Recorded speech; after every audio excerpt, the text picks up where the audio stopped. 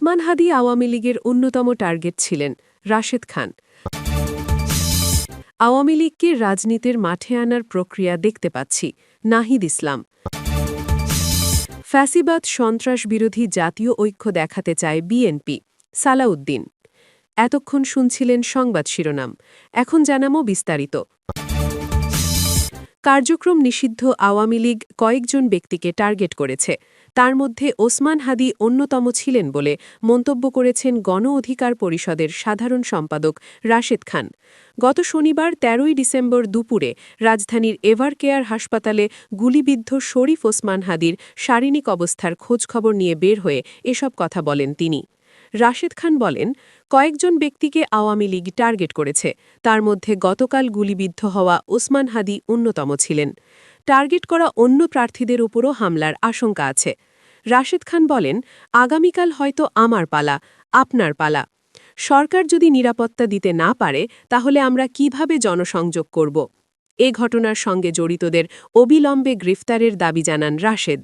তিনি বলেন, চিরুনি অভিযান শুরু করতে হবে। আওয়ামী লীগকে আপনারা ধরছেন না, বরং আমরা দেখেছি তারা জামিন পাচ্ছে।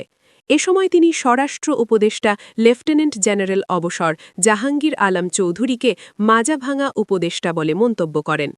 রাশেদ খান বলেন, এই স্বরাষ্ট্র উপদেষ্টার নেতৃত্বে কোনোভাবেই আইন শৃঙ্খলা পরিস্থিতির কাজ করতে পারবে না। সরকার যদি সুষ্ঠু নির্বাচন উপহার দিতে চায় তাহলে সর্বপ্রথম স্বরাষ্ট্র উপদেষ্টাকে দায়িত্ব থেকে সরিয়ে দিতে হবে। বিভিন্ন জেলা উপজেলা প্রশাসনে রদবদল হলেও উপদেষ্টা পরিষদে কেন রদবদল হয়নি? বর্তমান স্বরাষ্ট্র উপদেষ্টার নেতৃত্বে সরকার কোনোভাবেই আইন শৃঙ্খলা পরিস্থিতির নিয়ন্ত্রণ করতে পারবে না। উল্লেখ করে রাশেদ খান আরও বলেন, গতকাল গণসংযোগ করে ফেরার পথে আওয়ামী লীগের সন্ত্রাসীরা যেভাবে ওসমান হাদিকে গুলি করেছে, এ ঘটনার পর নির্বাচনে প্রার্থী হওয়া কোনো ব্যক্তি আর নিরাপদে নেই। আইন শৃঙ্খলা পরিস্থিতি নিয়ন্ত্রণে ব্যর্থতার দায় নিয়ে ২৪ ঘণ্টার মধ্যে স্বরাষ্ট্র উপদেষ্টার পদত্যাগের দাবি জানান গণ অধিকার পরিষদের এই নেতা। তিনি বলেন, এই স্বরাষ্ট্র উপদেষ্টা কোনোভাবেই আমাদের নিরাপত্তা দিতে পারছেন না। জাতীয় নাগরিক পার্টির আহ্বায়ক নাহিদ ইসলাম বলেছেন, আওয়ামী লীগকে রাজনীতির মাঠে নিয়ে আসার একটা স্বাভাবিকীকরণ প্রক্রিয়া আমরা দেখতে পাচ্ছি।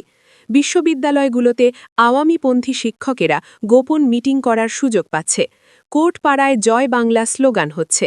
টক শোতে আওয়ামীপন্থী বুদ্ধিজীবীরা আসছেন। ভোটের মাঠে দেখছি জাতীয় পার্টিকে প্রস্তুত করা হচ্ছে। এই যে একটা সম্মিলন আমরা দেখতে পাচ্ছি, এটা একটা পরিকল্পিত আয়োজন আওয়ামী লীগকে রাজনীতির মাঠে পুনর্বাসিত করার। গত শনিবার প্রধান উপদেষ্টার সঙ্গে বৈঠক শেষে যমুনার সামনে এক ব্রিফিংয়ে তিনি এসব কথা বলেন। বৈঠকের বিষয়ে নাহিদ ইসলাম বলেন, গতকালের যে প্রেক্ষাপট, সেই প্রেক্ষাপটেই মূলত আজকের আলোচনার জন্য প্রধান উপদেষ্টা ৩টি দলের নেতাকে ডেকেছিলেন। আমরা একত্রে আলোচনা করেছি এ ধরনের পরিবেশকে আমরা কিভাবে একত্রে মোকাবিলা করব এবং সেটার জন্য যেই ফ্যাসিবাদ বিরোধী জাতীয় ঐক্য প্রয়োজন সেটা যাতে অটুট থাকে। আমরা জানি নির্বাচনে আমরা প্রতিযোগিতা করব, প্রতিদ্বন্দ্বিতা করব, একে অন্যের বিরুদ্ধে হয়তো বলবো, কিন্তু সেটা যাতে কখনোই একটা সীমাকে অতিক্রম না করে এবং আওয়ামী লীগকে যাতে কোনো সুযোগ সুবিধা না করে দেওয়া হয়, এ ব্যাপারে আমরা সকলেই একমত পোষণ করেছি। আসন্ন জাতীয় সংসদ নির্বাচনে ঢাকা ৮ আসনের স্বতন্ত্র প্রার্থী ও ইনকিলাব মঞ্চের আহ্বায়ক শরীফ ওসমান হাদিকে গতকাল দুপুরে রাজধানীর বিজয়নগরে গুলি করা হয়। এ সম্পর্কে এনসিপির এই নেতা বলেন, আমি গতকাল বলেছি এটা কোনো বিচ্ছিন্ন ঘটনা না, এটা আওয়ামী লীগ যে ষড়যন্ত্রের ছক আঁকছে নির্বাচনকে ঘিরে, সেটার শুরু বলা যেতে পারে। আওয়ামী লীগকে শুধু রাজনৈতিকভাবেই নয়, তাদের মোকাবিলা করতে হবে প্রশাসনিকভাবেও। কিন্তু একইভাবে বুদ্ধিবৃত্তিকভাবে আওয়ামী লীগকে যারা রাজনীতির মাঠে আনার চেষ্টা করছে, এটার বিরুদ্ধে আমাদের সকল দলকে তৎপর হতে হবে। কিভাবে কোর্টপাড়ায় জামিন হচ্ছে? এই আইনজীবীরা কোনো না কোনো দলের সঙ্গে জড়িত। মিডিয়া হাউসগুলোর সঙ্গে রাজনৈতিক সংশ্লিষ্টতা থাকে আমরা জানি, ফলে সব দলকেই এই ভূমিকা নিতে হবে। আমরা আমাদের জায়গা থেকে সেটা বলেছি, আমরা সর্বাত্মকভাবে সেই জাতীয় ঐক্য ধরে রাখতে কাজ করব, আমরা সহযোগিতা করব। এনসিপির আহ্বায়ক বলেন, প্রধান উপদেষ্টাকে আমরা বলেছি সরকারকে আরও কঠোর হতে হবে, নির্বাচন কমিশনের ওপর সেই আস্থাটা থাকতে হবে যাতে তারা সবাইকে নিরাপত্তা দিতে পারে এবং অবশ্যই শরীফ ওসমান হত্যা চেষ্টায় যারা জড়িত আমরা তাদের আজকের মধ্যে গ্রেফতার চেয়েছি। শুধু তারাই নয়, বরং এই পরিকল্পনার সঙ্গে যারা জড়িত আওয়ামী লীগের বিরুদ্ধেও যাতে সরকার কঠোর ব্যবস্থা নেয়।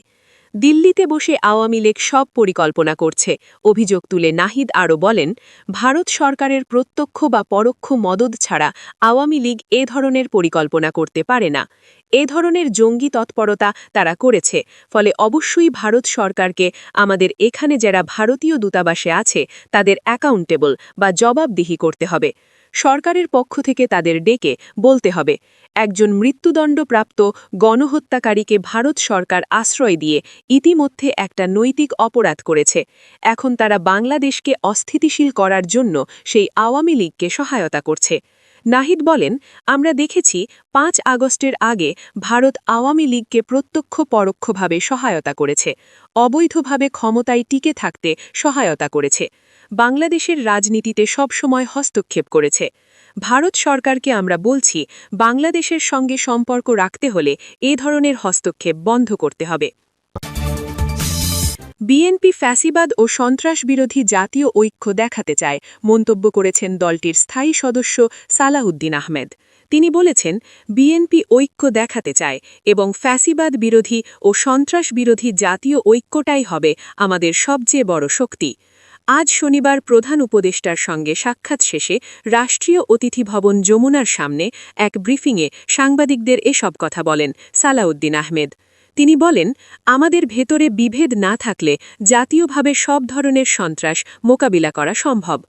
এ সময় দুর্বৃত্তের গুলিতে গুরুতর আহত শরীফ ওসমান হাদির প্ল্যাটফর্ম ইনকেলাব মঞ্চের কর্মসূচিতে বিএনপির সর্বাত্মক অংশগ্রহণের প্রতিশ্রুতি দেন সালাউদ্দিন আহমেদ।